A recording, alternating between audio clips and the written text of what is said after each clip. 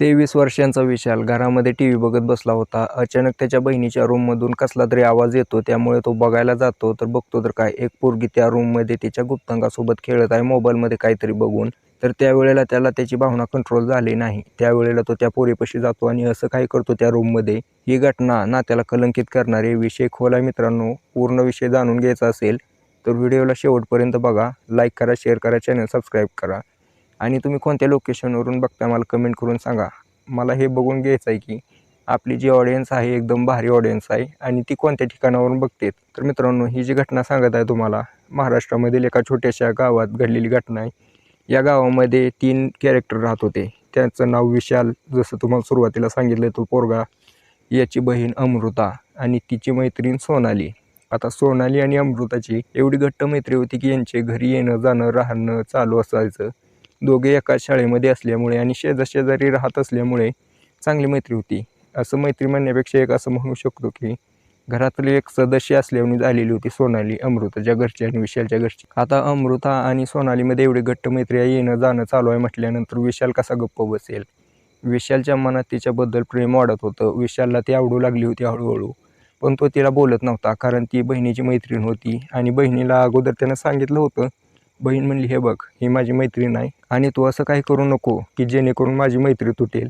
त्यामुळे विशाल शांत बसला होता. सोनाली तशी दिसायला सुंदर सोज्वळ होती, पण तिचाही हळूहळू थोडा जीव होताच बरं का विशालवरती. पण ती पण घाबरत होती बोलायला, कारण विशाल थोडा वयाने मोठा होता. तो 23 वर्षाचा, ही 19 वर्षाची, आणि ती तिच्या कुटुंबाला पण घाबरत असायची. त्यामुळे या दोघांमध्ये लांबनच नजरेत नजर भिडवूनच प्रेम चालू असायचं. बरं जाऊ द्या याच्याबद्दल. आता तुम्हाला सांगत होतं की ती पोरगी कोण होती बेडवरती. तर विषय असा आहे, एक दिवशी ती विशालची बहीण अमृता ट्युशनला गेलेली होती. सायंकाळच्या 5 वाजलेल्या होत्या.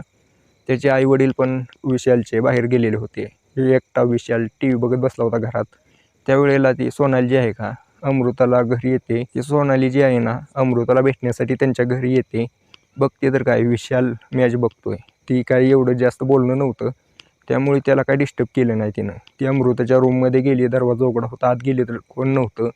तिने अमृताला कॉल केला. अमृताने मेसेज करून सांगितलं, मी ट्युशनमध्ये आहे, मी अर्ध्या तासाने घरी येणार आहे, तोपर्यंत तू रूममध्येच बस. असं म्हटल्यानंतर मित्रांनो, त्यावेळेला ती सोनाली जी होती मोबाईल स्क्रोल करायला लागली. मोबाईलमध्ये थोडं बघायला लागली काय काय. विशाल तर क्रिकेटची मॅच बघण्यामध्ये गुंग होता. अमृता घरामध्ये नव्हती आणि त्यांचे आईवडील पण नव्हते. त्या सोनालीला माहिती होतं की हा विशाल क्रिकेटचा एवढा नादिक आहे, हा काही जरी झालं तरी या रूममध्ये येणार नाही. या वेळेचा सदुपयोग करायचा विचार केला. त्यावेळेला तिने स्क्रोल करत करत डायरेक्ट अश्लील वेबसाईटवरती गेली.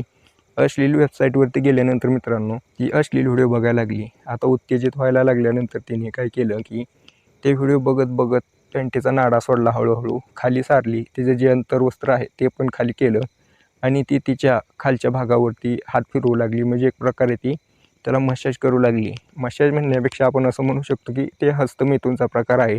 तर ते हस्तमैथुन करायला लागली. आता एवढी उत्तेजित झाली, तिचा आवाज आणि त्या व्हिडिओचा आवाज बाहेर येत होता. विशालला थोडं काहीतरी वाटलं की कानात त्याचे आवाज पडले वेगळे. त्यालाही असाच नाद होता व्हिडिओ बघण्याचा. त्याच्या कानात आवाज ओळखीचे वाटायला लागले. विशालला माहीत नव्हते की हे व्हिडिओ सोनाली बघती. त्याला वाटलं की त्याची बहीणच बघती आणि तिला समजावायसाठी आणि रागवायसाठी तो त्या खोलीकडे जातो. दरवाजा अर्धा उघडा होता. दरवाजाला पूर्ण माघारी सारतो तर बघतो तर काय, सोनाली बसली. त्याची एक प्रकारे प्रेमिकाच बसली तिथं आणि मोबाईलमध्ये असलेली व्हिडिओ बघत आहे. आता हा चान्स काय सोडणार नव्हता विशालने 2 मिनटं तिला बघितलं. ती एवढी गुंग झाली होती की तिचं आसपास लक्ष नव्हतं. पूर्ण उत्तेजित झाली होती. याचा फायदा घ्यायचा विचार केला विशालने. विशाल आत गेला, डायरेक्ट त्याचा मोबाईल हातात घेतला तर बघतो तर काय, अश्लील व्हिडिओ चालायचे एकदम खतरनाक. विशाल म्हटला की हे काय करते. अमृता आता पूर्णपणे घाबरली होती. अमृताने विशालला म्हटली की नाही, मी काय नव्हते करत, चुकून झालं. विशाल म्हणतो, काय झालं तर झालं, याच्यामध्ये काय अडचण आहे. विशालने अमृताला थोडा कॉन्फिडन्स दिला. विशालने कॉन्फिडन्स दिल्यानंतर तिचा हात धरला आणि तिला बोलला की आपले एवढे दिवस नुसतं नजरेला नजर भिडवूनच प्रेम चालू आहे, तू माझ्यावरती प्रेम करते का.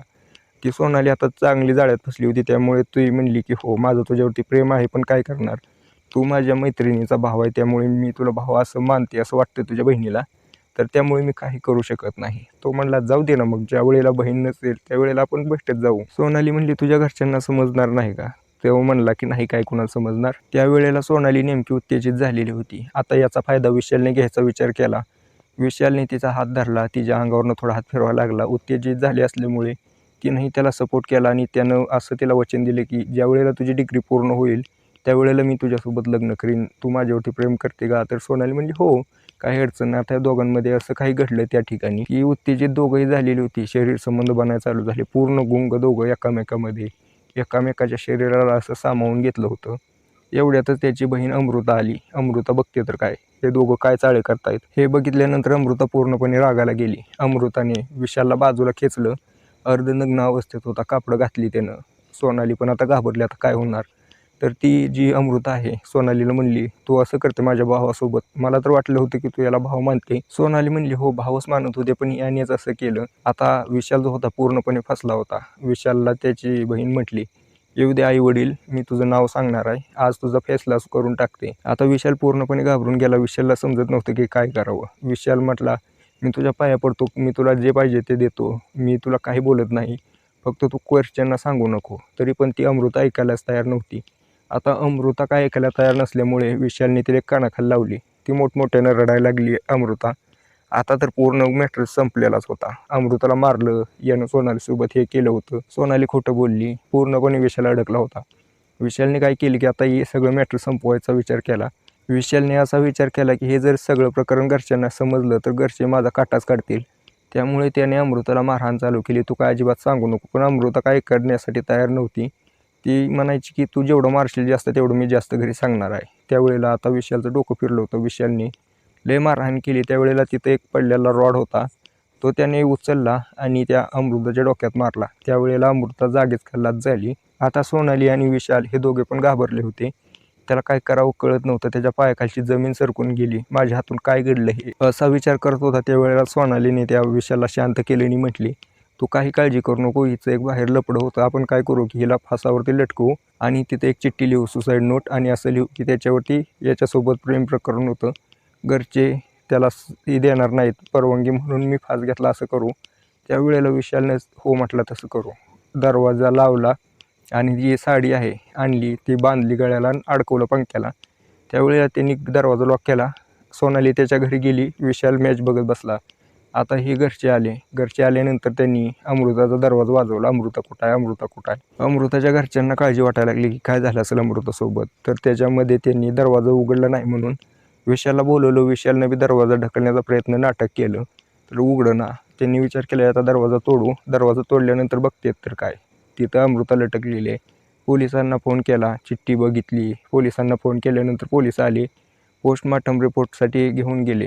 ते आता त्यांनी पूर्ण पंचनामा वगैरे केला, एफ.आय.आर. दर्ज केली.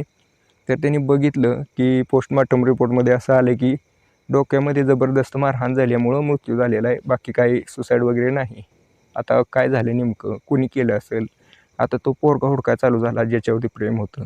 आता त्यांनी तर सांगितलं की माझा काय संबंधच नाही, मी 4 दिवस झालं बाहेर आहे. मग कुणी केलं असेल? विशाल एकटाच घरी. पोलिसांचा शक गेला त्याच्यावरती. पोलिसांनी विशालला ताब्यात घेतलं. विशालला ताब्यात घेतल्यानंतर तो म्हणायचा मी केलंच नाही. पण आता काय करायचं, CCTV चेक केले आसपासचे, कोणी दिसत नाही. अमृता आली आणि एक पोरगी बाहेर गेली हे बघितलेलं होतं, CCTVमध्ये दिसलं. तिथे गेले, सोनालीला ताब्यात घेतलं. सोनाली सुरुवातीला काय बोलना, पण लेडीज कॉन्स्टेबलनं ज्या वेळेला 3rd डिग्री दिली त्यावेळेला ती पोपटासारखी बोलायला लागली. आणि जशी मी तुम्हाला पूर्ण घटना सांगितली, पोलिसांना सांगितली. आता या दोघांना अटक केली. अटक केल्यानंतर पोलिसांनी कस्टडीत घेतलेलं आहे. बघू आता यांच्यासोबत काय होतंय. पण मला मित्रांनो सांगा, या दोघांच्या हवससाठी एका पोरीचा बळी गेला, याच्यावर तुमचं काय मत आहे मला कमेंट करून नक्की सांगा.